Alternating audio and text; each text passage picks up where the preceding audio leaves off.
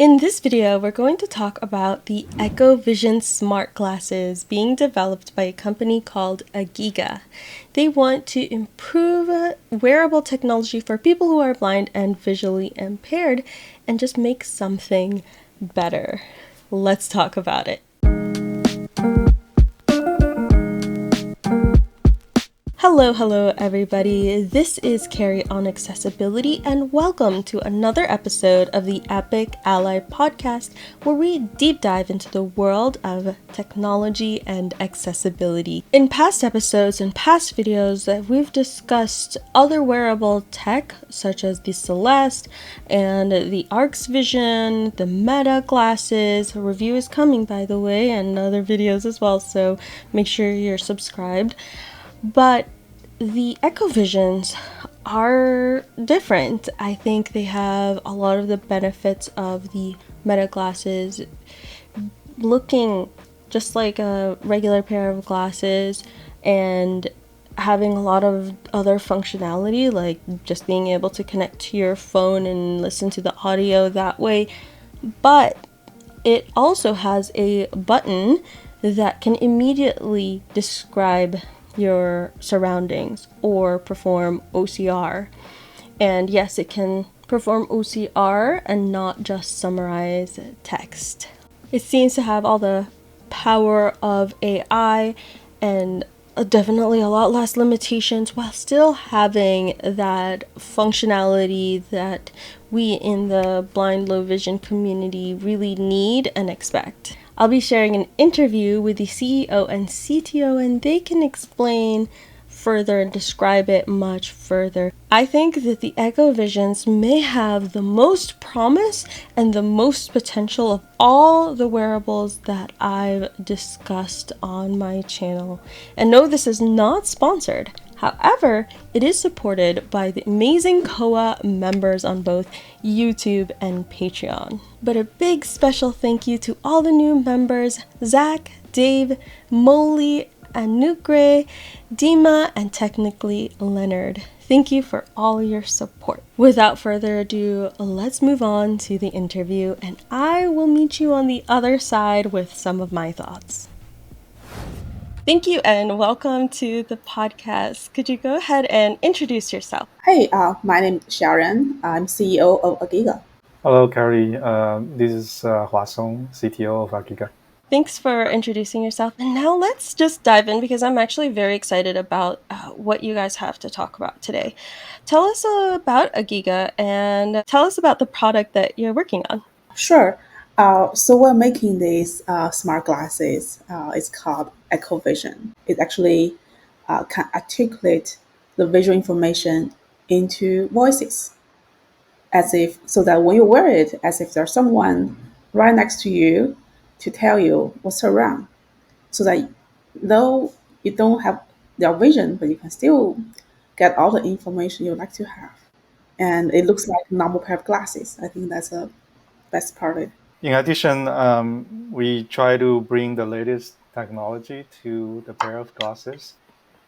So, scene description, as Xiaoran mentioned, we also want to have the ability to co-volunteer, co-agent that's supported with our partners.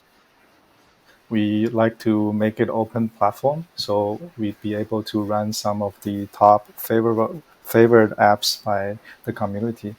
Other than the appearance, which is a regular pair of glasses, we'd like to make the pricing right. So that's one more feature that we have to. Awesome. Could you tell us a little bit more about what it looks like and maybe describe the controls it has and what those do? I wonder if it's easier if we have a pair of glasses in your hand, but basically it looks like a pair of normal sunglasses. Of course, it should have a camera on it so that it can capture what's around. And it has a technology called open ear speaker. What it means is there are two tiny speakers on the legs of the glasses, and the speakers are so close to your ears so that you can clearly hear the sound out of the glasses without having to wear other equipment like airports or something like that. At the same time, people far from you, they actually can't hear it. And it has a mic, and not one, actually more than one mic, so that you can talk to it. And so basically, it's a voice interaction based device, and through voice, you control the device. Yeah. Yeah, it actually has two buttons, one on the left side and one on the right side. One of the button is used for taking pictures and videos, and the other button is what we call the magic button. Like we create this button while working with so many blind and low vision people.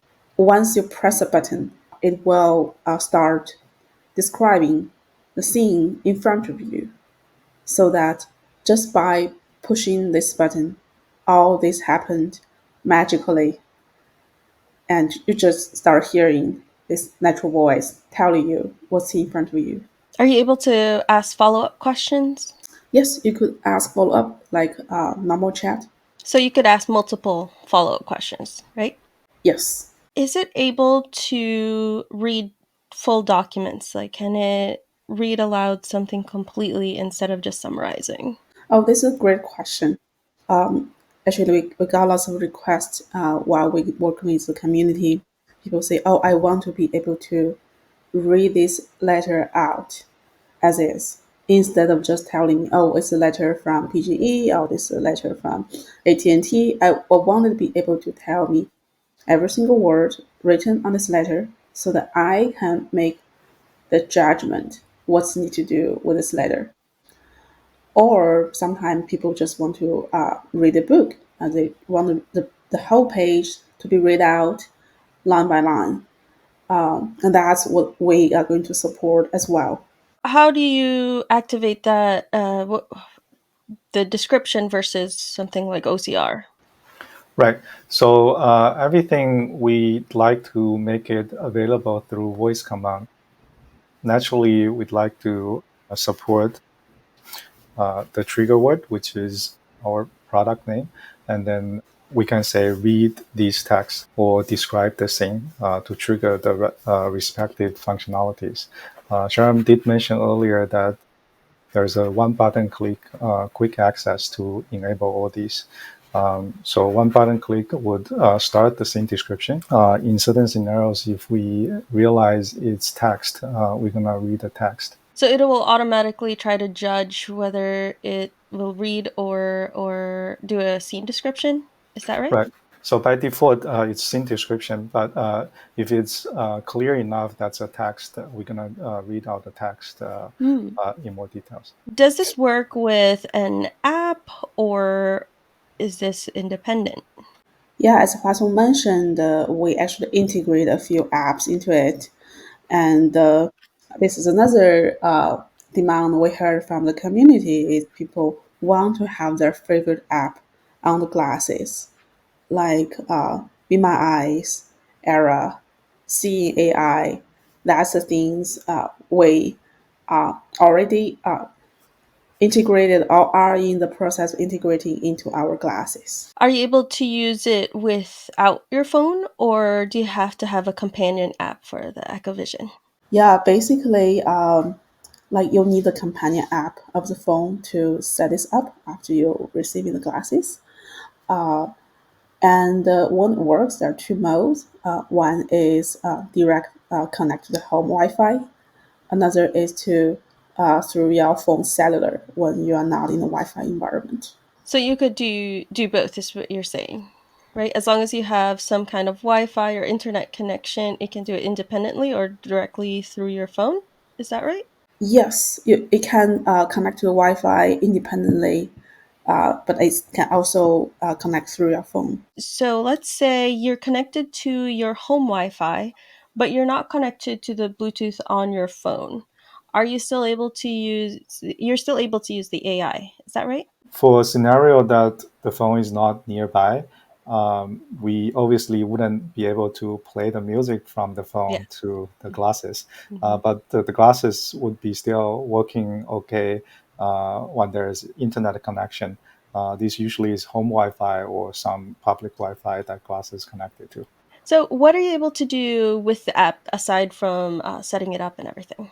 Right now, we have integrated a few apps, like what we mentioned, Be My Eyes, Ira, Google Lookout. We are still collecting feedback and looking at a few other options. These would be functionalities around real-time information like transit. This is actually where we try to get additional feedback and integrate more apps. Very high level, we heard navigation and some of these specific requests as the top requests. So we are evaluating which one comes first, which one comes next. But our idea is to support all of them. Okay, and so through the companion app, you're able to connect these different integrations and these different apps. Is there anything else on the app? Like, are you able to see past conversations with the AI or upload or download the pictures or videos that you've taken? Yes, that's a very good question. So we give user full transparency of their interaction with the AI and full control of how they want to keep their data. So for all the questions, they talk to the AI, all the pictures they send to AI, they are able to review that on their phone. If they want to refer to, oh yeah, what's the question? How did the AI answer about my question on this like cooking recipe? Like, how did I do it last time? And they are able to go back and find it. However, if this is something they are not comfortable with, oh, I don't want to be able to review that. If they don't want to keep the record, they can just like delete this. We do not record anything unless they say something asked specifically for the customer and the customer consented to do that. Data is very important. I don't think anyone want their data to be recorded without being acknowledged. And we care about that a lot. That's good to hear.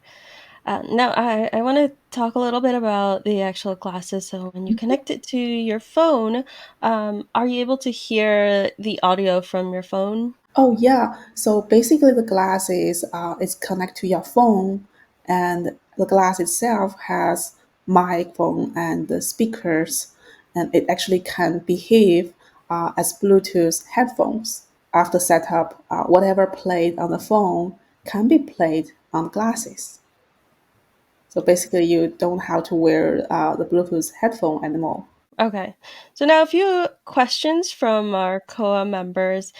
Some of us want to know the camera quality as well as information about the battery and how it charges and what the battery life is.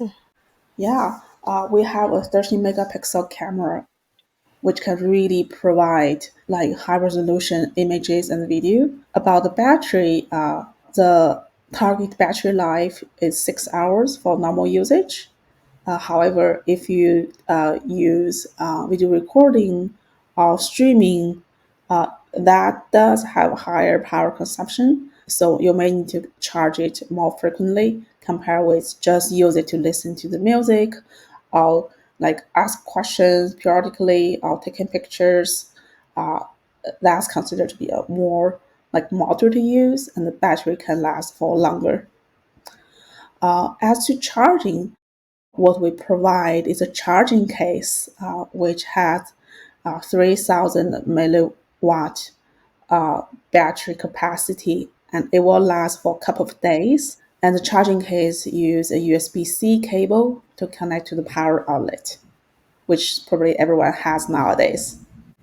Definitely. I love USB-C. What lenses come with it or what's available? I'm guessing tinted. Are they clear? Can you get prescriptions or transitions? We call our product smart glasses, but Mhm. in reality, it's like smart frames. So for all the lenses that can go to normal glasses, can work with our smart glasses as well.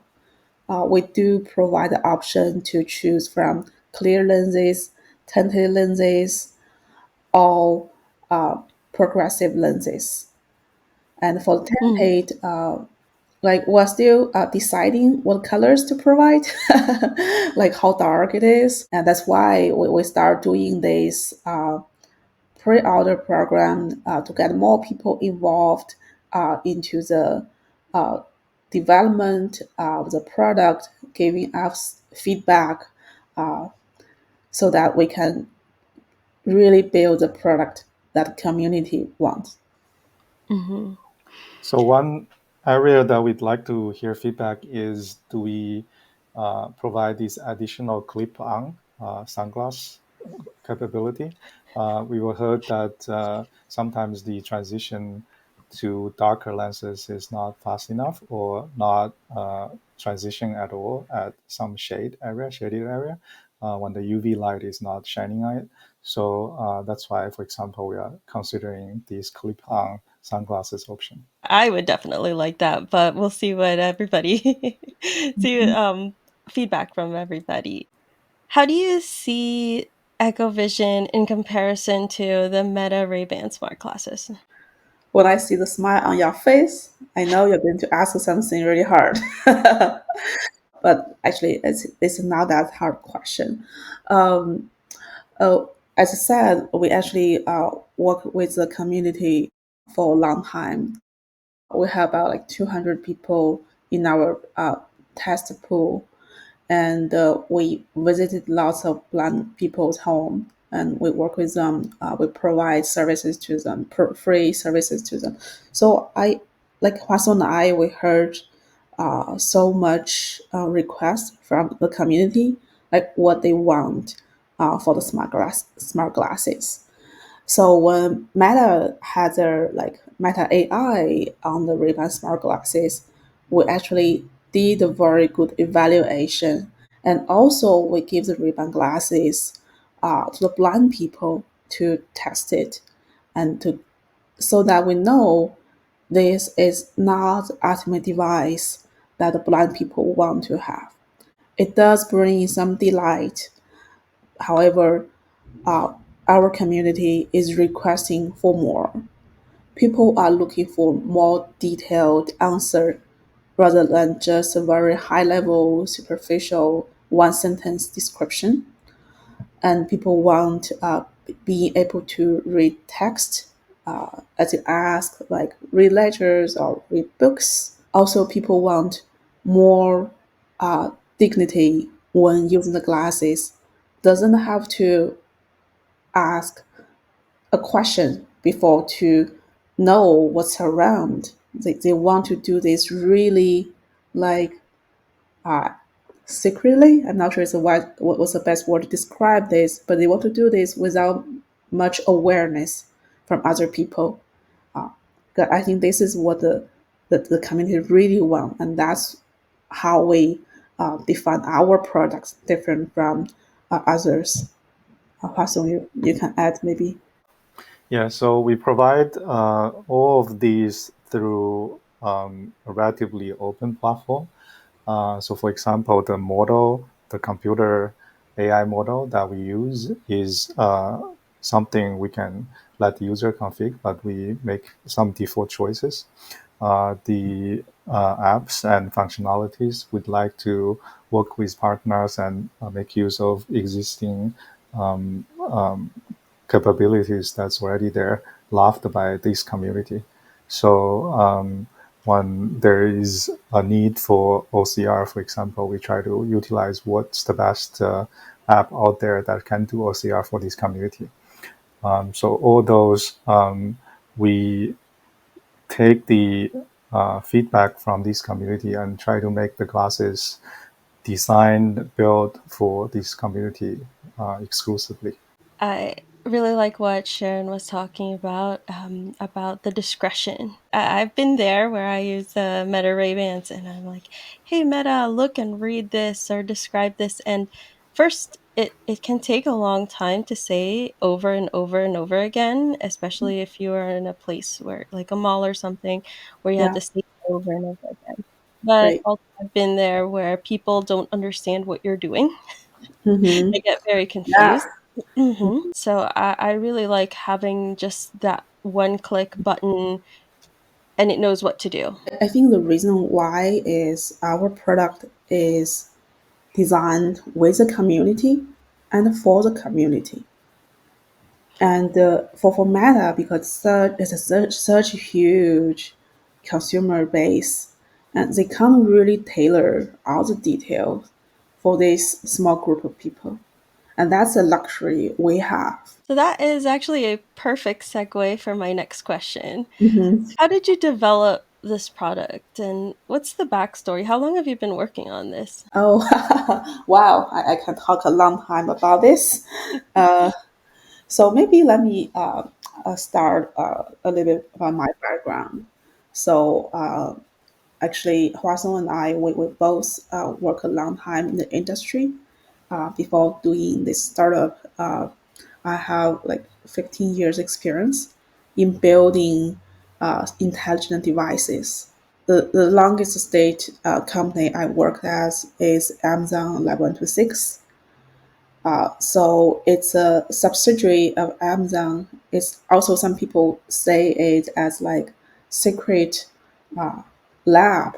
So basically, this is an R&D center for Amazon for all of its intelligent devices. And I have done so much innovation there. I have done so much cool product.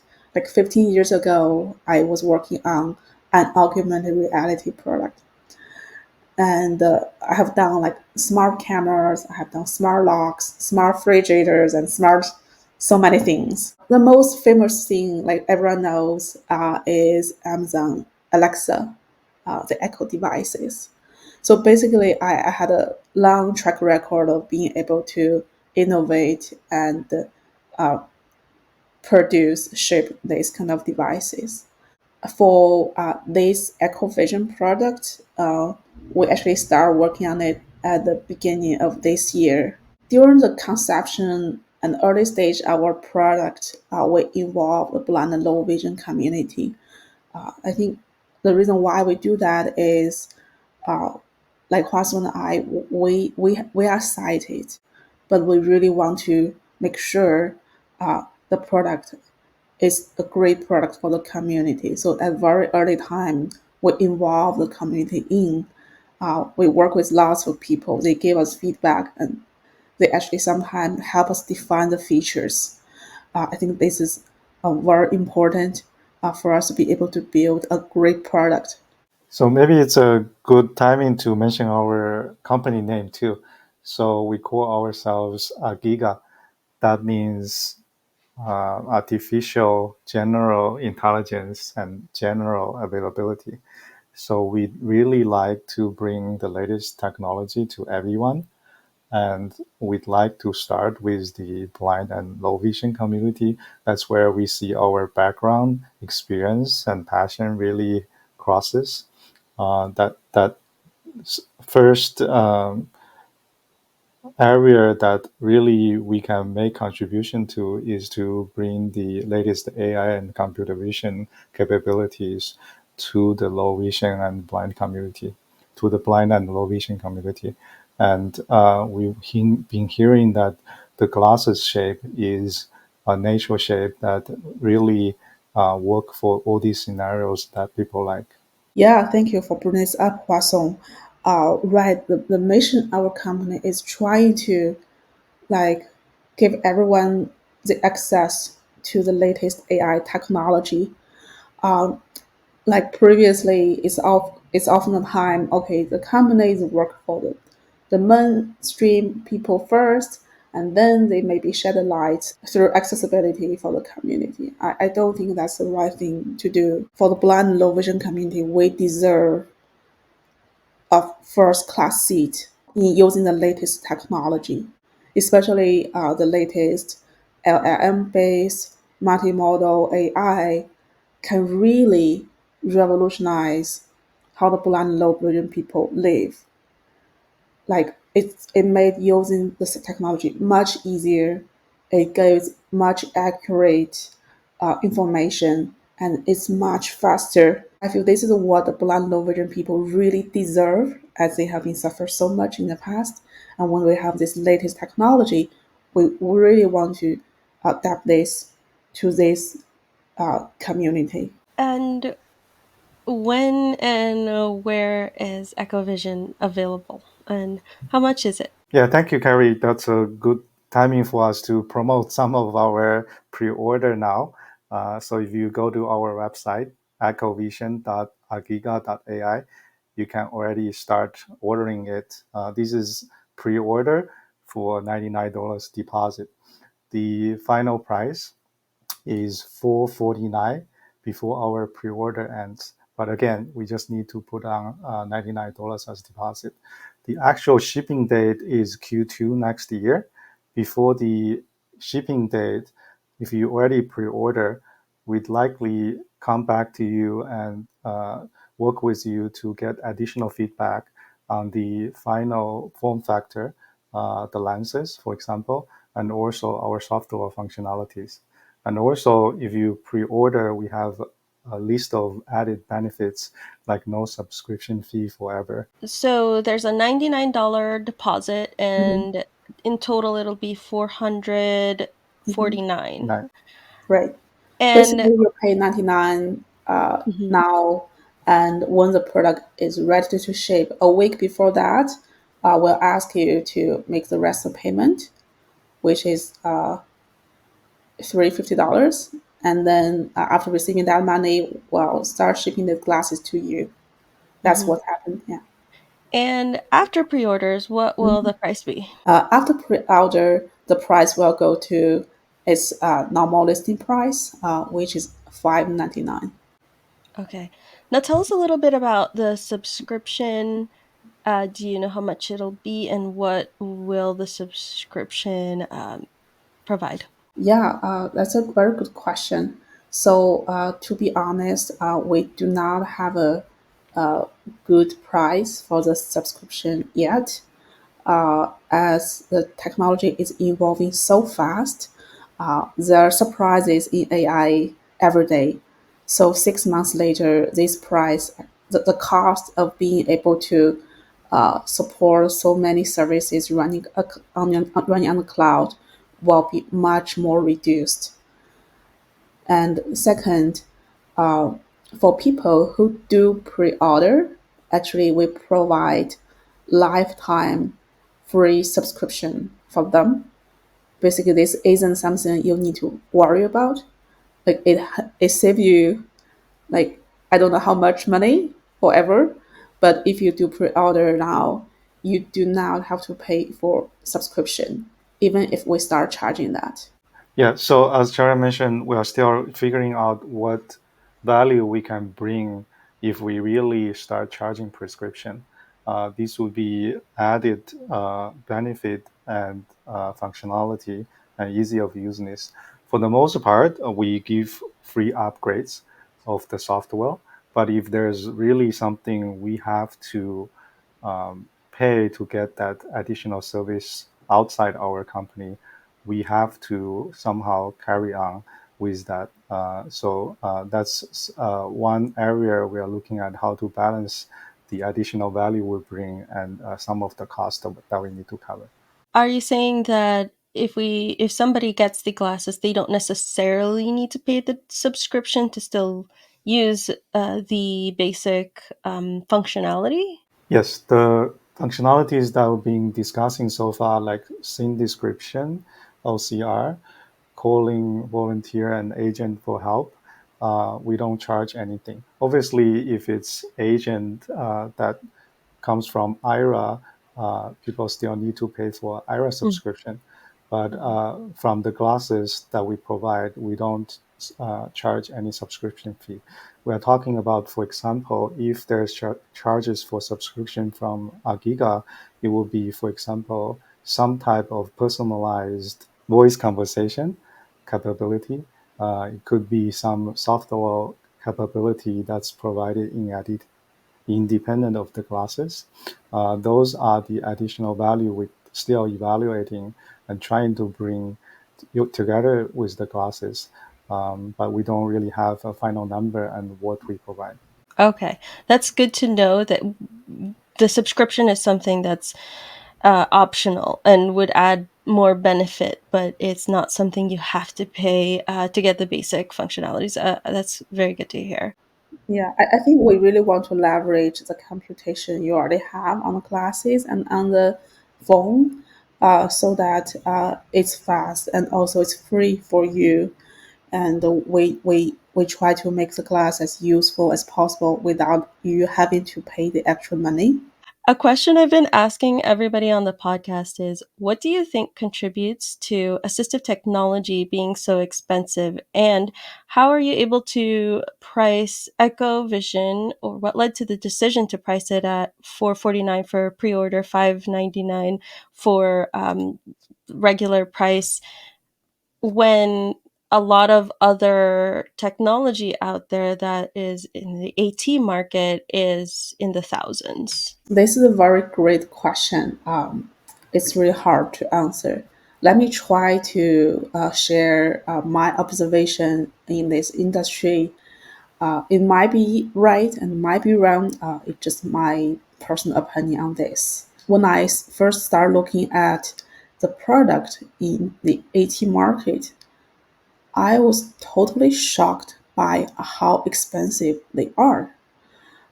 Because myself, I had a background in building things.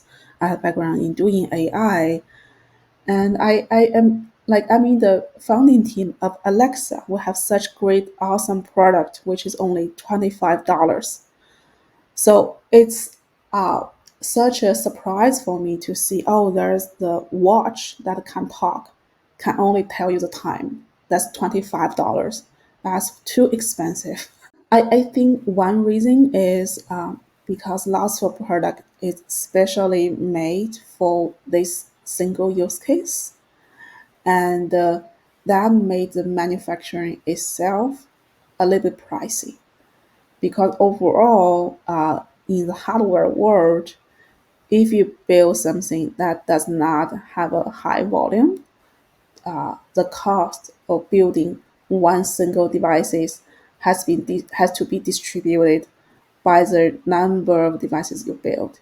So if you build 1,000, then it's like $1 million divided by 1,000 devices. But if you build 1 million devices, then it's $1 million divided by 1 million devices. That's $1 per device. So basically, the more you build, the lower price would be. That can explain why some of the devices, like CCTVs, they might be so expensive because they do not serve lots of customers. And the second reason is how the product gets sold into customers' hands. They got to go through lots of layers. For example, when you buy, say if you buy a branded like hair shampoo at Walmart, it costs you like $10. The actual cost of this shampoo, say, is actually $2. All the $8 is actually spent in the middleman. Like each person takes a chunk of it, the store takes part of it, the distributor takes part of it. Maybe there are more than one layer of distributors, and that's why the overall price it gets so high. How we do it differently is first, right now we work directly with our consumers. We list the product on our website. Right now, that's the only way you can buy it, and we remove all the middleman. That can reduce the price. And secondly, because our experience, the team's experience in building things, we have a huge connection in the industry that can find us the best parts with the most affordable price. We can find the best manufacturer that does not charge like a ton to build like a small quantity of devices. Those partners are crucial for us to be able to build the device, sell the device at an affordable price. Because I think one pain we heard from lots of people is, oh, the stuff are too expensive. And when we met some blind people at some shows, they tried our stuff and they love it, and they start asking, oh, can you tell me how much it is? Is it over $1,000? And they were astonished when I told them it's less than 1,000. Then I saw how excited they became. I think that's a fulfillment we are looking forward to, that make it affordable for people so that more people can enjoy the benefits of technology. I don't think like I build a great technology, but only 100 people or 1,000 people use it is good enough. I want all the blind and low vision people are able to use our product, are able to revolutionize their life, be able to live independently. That's a really great answer, Thank you. especially Mhm. for the distributors and all the middlemen. Now Yes. here's a bit of an easier question. What do you envision for the future of Agiga and EchoVision? This is a great question. I really think EchoVision, like my vision for EchoVision, is the ultimate assistant for the blind low vision people. What does it mean? Is say if you have a family member, a trustful family member, or you have a loyal friend that's always stay with you. Whenever you goes, he or she goes with you and trying to tell you what's around, trying to help with everything like navigations, readings, cross the street, like ordering food, all the things. I think that's ideally what I want EchoVision to be, as the ultimate assistant for you. And beyond what I just talked about, it can also help you record memos. I know some people they may have this voice recorder, right? Okay, share a phone number, blah blah blah. Oh, do this sometime, blah blah blah. But I see EchoVision can provide this capability that record these memos and also allow you to trigger that by voice. Oh, what's Sharon's phone number? When am I supposed to go to the doctor's appointment today? I see that like beside what I just talked about, be able to assist you, guide you on everything, and that's what I see it's going to be in the future. People talk to EchoVision, right? EchoVision talks back. And voice is the most natural way when you interact with people. And we firmly believe this should be the natural way you interact with your device. That is very interesting. I actually have a question about the voice memos.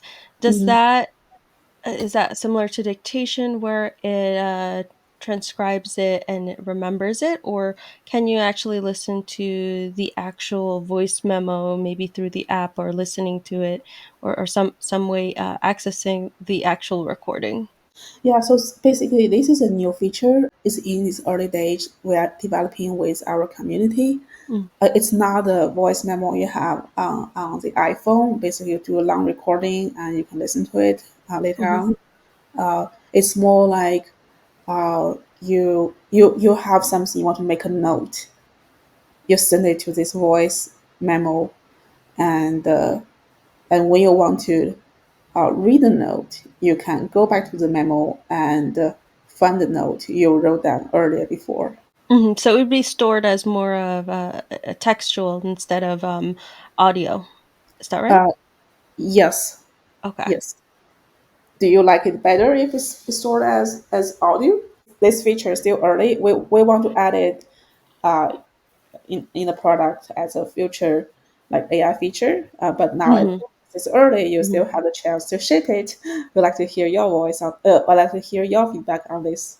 Actually, I really like the idea of it being text because then you can ask the AI the different questions Yes, based on that yes, information. However, one cool feature would be some way instead of recording videos and photos only, but if there was a way to trigger audio recordings, because I know a lot, including myself, of people that are blind or visually impaired that do carry around a recorder, because Yes. not just because we want to record things that we need to remember, but because we want to just record something going around us, Mm, and we don't necessarily need the image, the video. So I got feel like you. that would be a separate feature, but I Ah, do like the memory aspect of what the feature you're talking about. I see. I see. Wow, this is great feedback. Yeah, Thank you. thanks for the feedback. But I'm sure other people may have this request as well. Yeah. Yeah. hmm I think I'm not the only one. But yeah, awesome. Well, thank you so much to both of you for joining us today in this podcast and answering all my questions. I will leave information down in the description, and I may ask you guys to come back, maybe do a demo, and Mhm. we'll go from there. Thank you so much. Sure. Thank you, Thank you Carrie. for having us. Thank you. Glad to be here. There's the interview. All of that sounded really, really enticing. From somebody who currently uses the Meta glasses and really enjoys how they work and what they can do, but is incredibly frustrated with some of the limitations that it has, like not being able to read documents fully. And yes, you can get it to do it sometimes, but it is not at all reliable, and a lot of the time it refuses to do that. It doesn't like to describe things like people or products or things to do with health. That's just the limitation of the AI. And so something that is created like this, that's created specifically for the community, with the community, I don't know. I think that it could have a lot of potential. Internally, I am very excited about this product. I want to pre-order this, and I want this dream of like these kind of smart glasses that could do all this and integrate into all different apps. However, I've done quite a few interviews now. Maybe I'm more seasoned, and after trying out some of the other wearables and just remembering the excitement that I had with those products and then seeing what it was actually like, I am a little scared. I just feel like this could be very disappointing or extremely exciting. And I, being optimistic and hopeful as I am about technology, I'm really, really hopeful. And I just can't wait to see a demo to see how it actually works. What does it actually feel like? I wish that I could get it into my hands and really play around with it, take it around, go to different places, try to make it read stuff. I think the pricing is quite fair. Even at $5.99, yes, the Meta glasses are cheaper, but if I had to choose between the limited AI and something very similar, and pay a little extra for a better AI, then I will do that. I also love the fact that the subscription is optional. You get all the functions that you paid for the smart glasses. But if you want more, then you can subscribe. And if you don't subscribe, you don't just receive a brick of a device. And I like that. I really respect that decision. That pre-order sounds so tempting. $99 now, 300 something later, and then for all those subscription premium benefits, you'll get them for free. That sounds super, super awesome, and that's part of the reason why it's very tempting for me. Ultimately, I have not seen the product. I don't know what the reality of the product is at the moment, but I just really want to see it. I just really want to see it. I can't recommend it, but it's something that I think we should all definitely pay attention to and keep an eye on. I think it does add some cred that Xiaoran and Huasong, they have worked in the industry for a while in the mainstream. And also, side note, I love how Xiaoran, she helped develop the Amazon Echoes, and now this is the EchoVisions. That amuse me. I think this is an exciting product, and let's just see what happens and how it actually pans out. Let me know what you guys think. Does this sound promising to you? How does it compare to all the other wearables that you've seen or heard about in the past? Let me know down in the comments, and let me know if you are tempted to pre-order, and if you do, and once you've gotten them in, I'd love it if you let me know in the comments. I hope you enjoyed this, and give it a thumbs up below if you did. Don't forget to subscribe, and if you want to support this channel, consider becoming a YouTube or Patreon member. One of the perks is when there's an interview like this, I ask the COA members if they have any questions that they want me to ask during the interview. I also share updates, and there's other perks as well. That's it for now, and I will catch you in the next one.